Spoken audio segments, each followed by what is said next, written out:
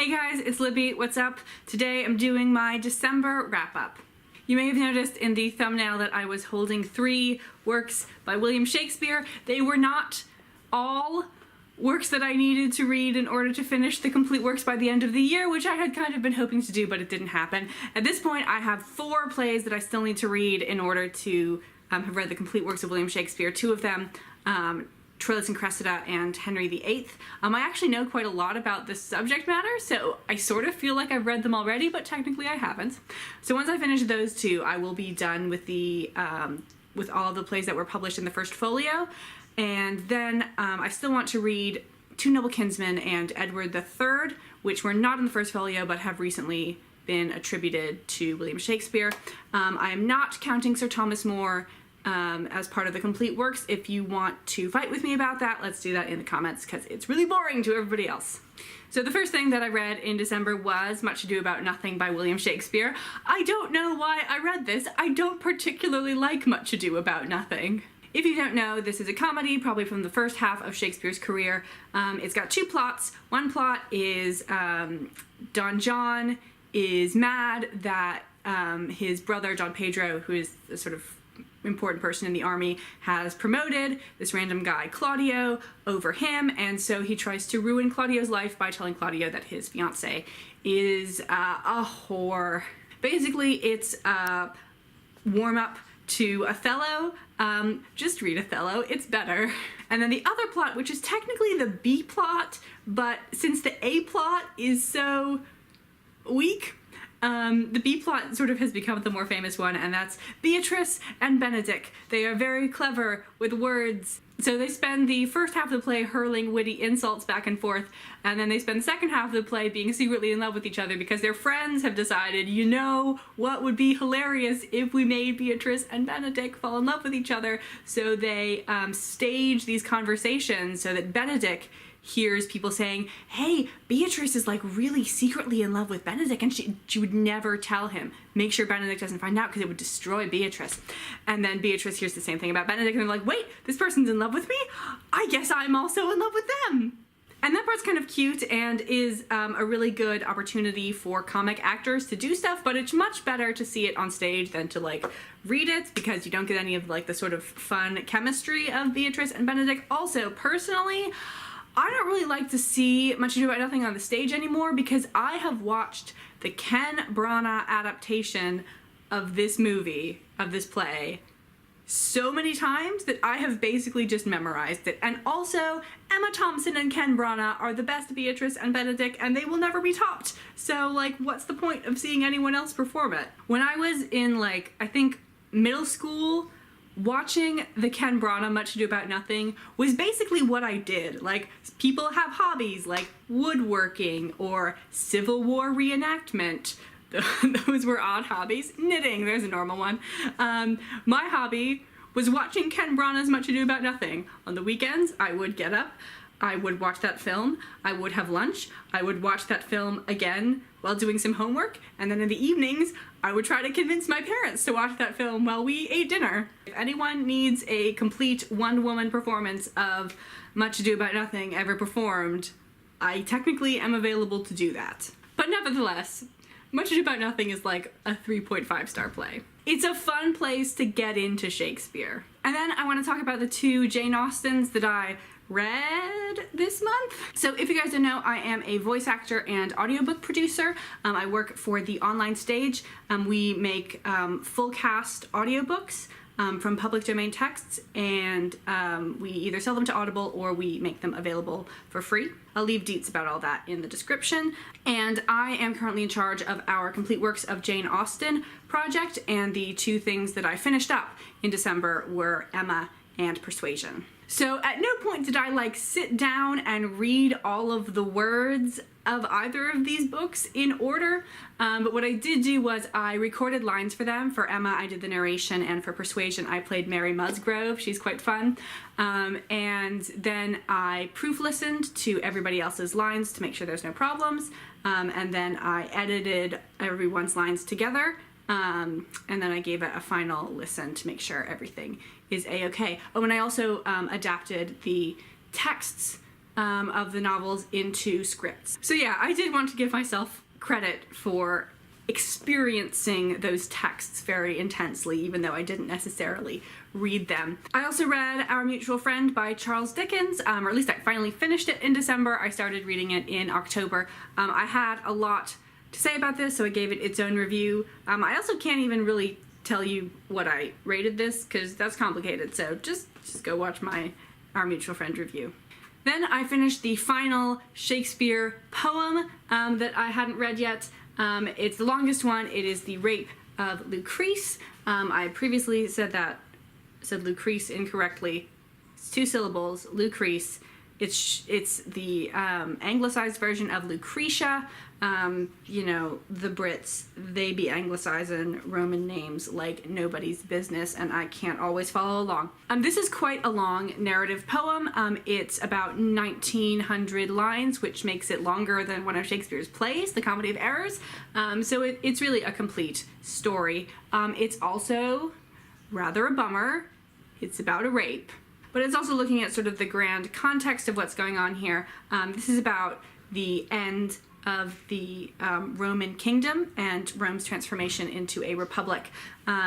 What's going on here is that the current king of the city of Rome is Tarquinius Superbus, which gets anglicized to Tarquin the Proud because Shakespeare's got to fit the iambic pentameter, and Tarquinius Superbus is not going to cut it. So the king is Tarquinius Superbus. He has a son, Sextus Tarquinius. We're just going to call him Tarquin to make it fit the meter. Tarquin goes and rapes the wife of one of the generals, and then all of the Romans finally decide maybe we shouldn't have kings anymore. This sort of thing was typical of the Tarquins.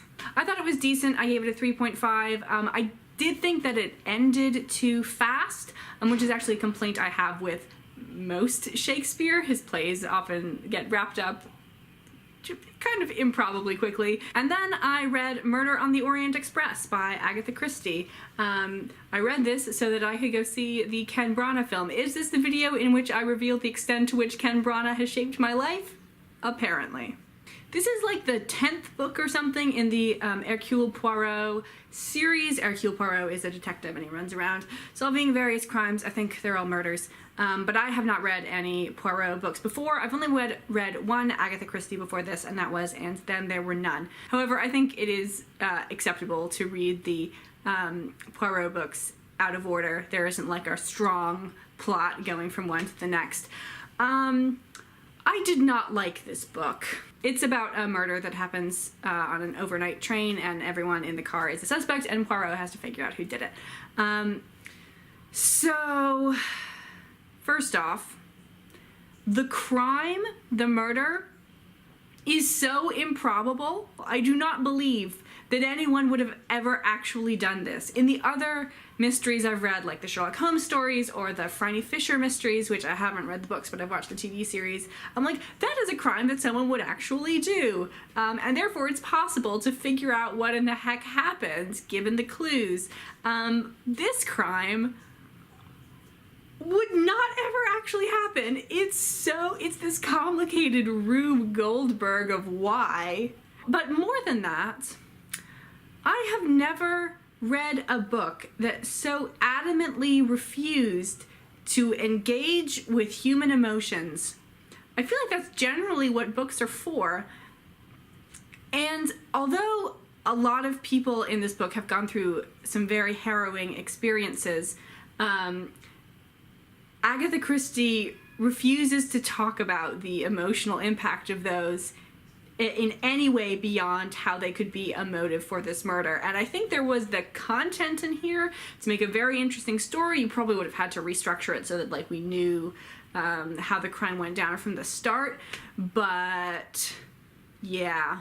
And then finally, the last book I read in the year of 2017 was King John by William Shakespeare. This is probably the most ignored Shakespeare play, at least of the first folio texts. You basically never see a production of this.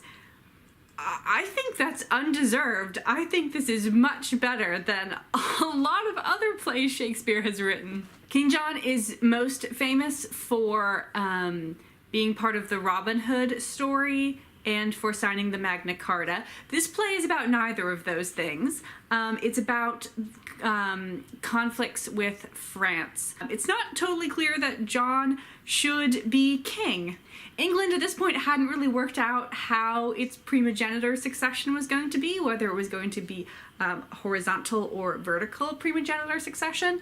So basically what's happened is John, his older brother Richard had been king, and then when Richard died, the next brother in line, Richard didn't have any children, was Geoffrey, but Geoffrey was dead. So then it moved to John, and John became king. But Geoffrey had a son. So the French king who sort of championing